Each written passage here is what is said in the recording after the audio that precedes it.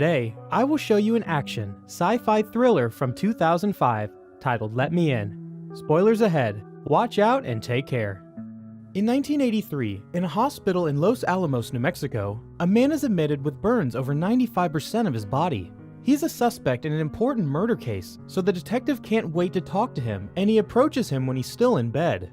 The man's so disfigured, however, that he cannot talk, but the detective has an idea. He leaves a little notepad and a pen on the table next to the bed and tells the man that they'll find out who he is sooner or later, so he can save everyone's time if he just confesses now. His heart rate starts going faster when the detective asks him about cults and Satanism, but their talk is interrupted by a nurse that tells the detective he has an urgent phone call.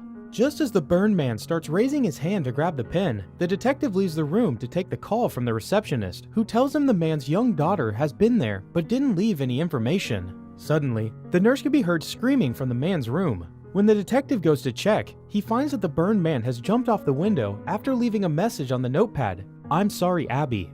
2 weeks earlier, Owen, a lonely 12-year-old boy, is hanging out in the small front yard of his apartment and eating candy. When his divorced mom calls him over for dinner, he buries the candy wrappers in the snow before joining her. Dinner time gets tense and awkward when Owen's father calls and starts arguing with his mom, and the call leaves the mother crying on the couch after they're done eating. Owen takes a knife from the kitchen before returning to his room and practices threats with it while wearing a creepy mask. The knife is put down when he hears some noises from outside, so Owen uses his telescope to spy on his neighbors. Jack is exercising, while Larry and Virginia start arguing only to make love a moment later. Owen can't take his eyes off them until Virginia notices him, then he hides. But when he hears a car parking, he decides to peek out the window again. The couple is gone, and there's a middle-aged man, Thomas, and a young girl, Abby, moving to the apartment next to Owen's. For some reason, Abby walks around barefoot. The next morning, while leaving for school, Owen sees Abby's footprints on the snow. At school, Owen is constantly bullied by Kenny and his friends. First, Kenny throws a spitball at him during class, then they corner him in the locker room after their swimming lessons. The bullies make fun of him for not swimming and calling him "little girl" while hitting him with a towel. Then they push him onto the floor to give him a series of wedgies. They don't let go of him until Owen wets his pants. After class, Owen stops by the store to get some candy and sees a collection of knives, so he decides to buy one. Later in the evening, he uses the knife to hit a tree in the yard while practicing being threatening. He's interrupted by the sudden apparition of Abby, who continues to be barefoot on the snow. After some chit-chat, Abby tells him that she cannot be his friend and leaves, so Owen goes back to hitting the tree. Some moments later, he sees Thomas leave the building while wearing all black and carrying a bag. Thomas goes to the store parking lot and breaks into a car to wait for the owner to come back. The guy returns with his groceries and drives off, but it isn't until he stops in front of the train tracks that Thomas acts. After putting on a mask, he kills the driver and drags him into the woods to hang him on a tree. Then he cuts the guy's neck and lets the blood pour out into a jug that he accidentally spills when he trips while picking it up. He doesn't have time to clean up because there's a truck coming, so he grabs the jug with the leftover blood and returns to the apartment building. Owen is arriving home at the same time as Thomas, and he can hear him through the walls arguing with someone with a deep voice that wonders if they should go out there and do it themselves. Thomas replies he may be getting sloppy because he's tired of doing this and he may want to get caught. The next day, the detective and some cops show up at school to ask some questions because the guy killed last night was a recent graduate. In the evening, Owen spends time in the yard again, playing with the Rubik's Cube. Abby approaches him again, and after failing to get him to leave, she asks about the cube. Owen teaches her how to play while asking him about her bare feet. Abby explains she never gets cold. After lending her the cube for the night, Owen returns to his apartment while she stays playing outside. But the cube suddenly drops off her hands when her body starts aching. Abby goes to a nearby tunnel and calls out for help while pretending to be a wounded child. It's Jack that finds her and tries to help her, and when he picks her up, Abby attacks him. She shakes him and hits him a few times before throwing him on the floor and sucking his blood. Then she breaks his neck to kill him before leaving. Moments later, Owen is spying on his neighbors again and notices Jack isn't at his place while he hears Thomas through the wall scolding and insulting Abby for something she did that he now has to clean up. He also sees Thomas leave the apartment in a hurry. Cleaning up ends up meaning Thomas finds Jack's body and tosses it into the river, using a pole to push it deep underwater. The next morning, Owen finds the solved cube in the yard, covered with snow.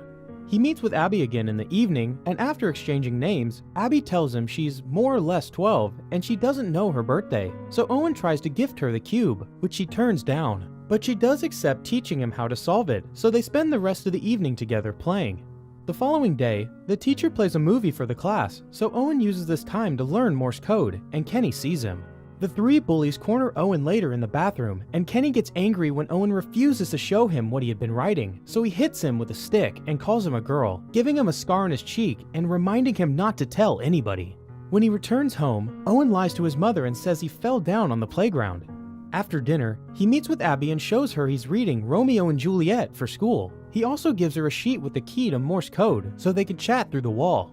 Abby gets worried when she realizes Owen can hear through the wall, and when he asks her about her parents, she says her mom is dead, but doesn't answer Owen's question about why her dad was mad at her the other day. After Owen tells her his parents are divorcing, Abby asks him about his wound, and Owen tells her the truth. She doesn't like what she's hearing, so she tells him he must hit those bullies back, and if the knife isn't enough, then she'll protect him. Owen is skeptical, but Abby puts her hands on top of his and tells him she's a lot stronger than she looks. When they return to their respective rooms, they start using Morse code to communicate through the wall. The following day, Owen goes to see the gym teacher and signs up for after-school strength training. Afterward, he steals some money from his mom's purse and uses it to take Abby to the arcade, where he teaches her to play Mrs. Pac-Man. Then he takes her to the store to buy some candy, which she turns down. Seeing him get disappointed over not being able to share his favorites, Abby ends up accepting one, only to run outside to throw up right after. She apologizes to Owen, but he doesn't mind, he just hugs her. Still worried, Abby asks him if he likes her. He answers yes. Then she asks him if he'd still like her if she wasn't a girl, to which he replies he guesses he would. They walk back to their building while she mentions she's moved around a lot, and Owen says he wants to get out of this horrible town. When they start holding hands, they're interrupted by Owen's mom calling him over for dinner. The kids return to their apartments after wishing each other good night. At his place, Abby finds Thomas getting ready to go out again because he has no choice. She tries to comfort him with a gentle touch to his face, which Thomas appreciates, but he still asks her not to see Owen again. Thomas goes out and breaks into another car, hiding behind the back seat while waiting for the right moment to strike. The driver picks up a friend who throws his bag in the back seat but doesn't notice Thomas yet. Eventually, they stop by a gas station, and the driver gets out to buy some stuff. After turning on the radio, the friend turns around to grab his bag and finally sees Thomas, who decides to go for it and attacks the guy. The victim puts up a fight, but Thomas manages to kill him after some struggling, and the noises aren't heard thanks to the music. The car owner finally realizes the problem, however, when Thomas gets in the driver's seat and starts the car to get away. Seeing the road ahead becomes difficult when an angry owner throws a smoothie at the front window, so Thomas has trouble steering. The car ends up falling into a ditch and flipping over, getting its two passengers stuck under its weight. Since the car owner is coming closer and the cops will soon arrive as well, Thomas grabs a bottle of acid that he keeps in a bag and pours it all over his face to render his features unrecognizable. Back in the apartments, Owen and Abby are touching hands through the wall when Abby hears the news of a murder suspect getting hospitalized for burns. She goes to the hospital and asks to see her father, but the receptionist says access is restricted by the police. As Abby leaves, the receptionist notices she isn't wearing any shoes and takes pity on her, but when she goes outside to stop her, she's gone. The receptionist decides to call the detective to tell him of Abby, taking us back to the beginning of the story. Abby has climbed the building and is now watching Thomas through the window. After she taps the glass, Thomas comes over and shows her he cannot speak when she asks to be allowed to come in. They press their foreheads together before Thomas offers his neck to Abby to feed, which she accepts. As he loses consciousness, his body slowly slips and falls to the snow-covered ground. Some moments later, Abby shows up at Owen's window. After waking him up and asking him not to turn to see her, Abby requests permission to come in, which he grants her. Abby takes off her clothes and gets in bed with Owen, who notices she's freezing and wonders how she got in, not believing her when she says she flew. Owen decides to ask her to be his girlfriend, and at first Abby turns him down, saying she's not a girl, she's nothing. But she changes her mind when Owen explains nothing will change and grabs his hand to put it on her cheek as she accepts. When morning comes, Owen is alone, and he finds a note from Abby saying she must be gone and live or stay and die. Owen's gym teacher takes the class to the frozen lake for hockey and skating. Once again, Owen is cornered by his bullies, so he grabs a metal pole to defend himself. When Kenny tries to take it from him, Owen hits him on the head, damaging his ear. The teacher wants to check on them, but he's distracted by the sudden screams of a bunch of kids. They found Jack's body in the lake. After Owen and his mom have a meeting with the principal to discuss his actions, they go home, where they are visited by the detective wanting to ask some questions. Owen is sent to his room, and when watching through the window, he sees the cop investigating Jack's apartment.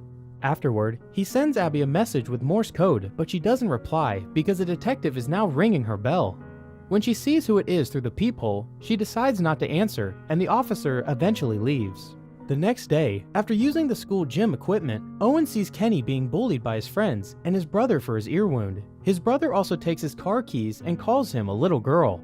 In the evening, he meets with Abby and tells her how he stood up for himself. Abby is proud of him and rewards him with a kiss on the cheek. Then he takes Abby to an old abandoned apartment a previous tenant neighbor had introduced him to and no adults know of. Abby starts playing some music and asks Owen what he wants to do. He responds by cutting his finger to make a blood pact. The smell of blood is affecting Abby, but no matter how she tries to fight it, she can't. With her face changing to a more monstrous shape, she falls to the floor and drinks the blood that has dripped there. When Owen calls her name, she tells him to go away, but it's her that suddenly runs out and climbs a tree.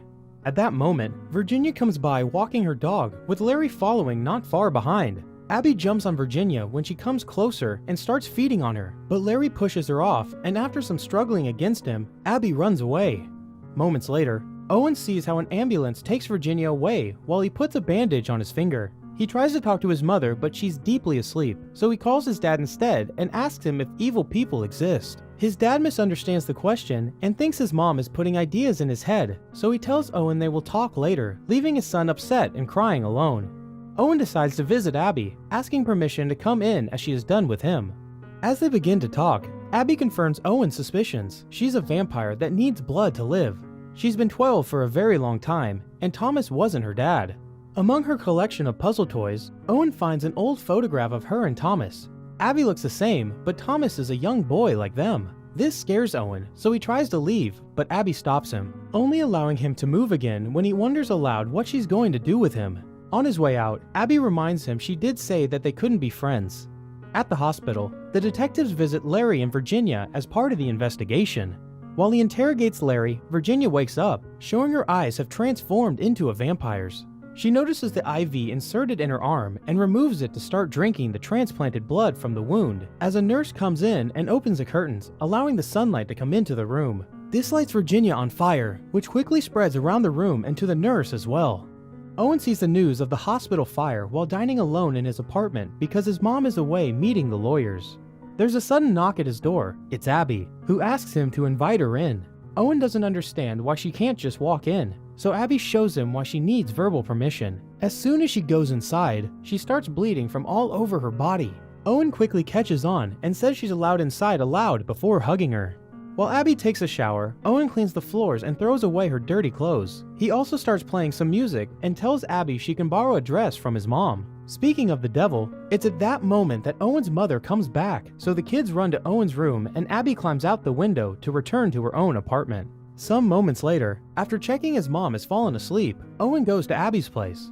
He spends a night with her and falls asleep on the floor, where he finds a note from Abby the next morning saying she's in the bathroom and he shouldn't come in.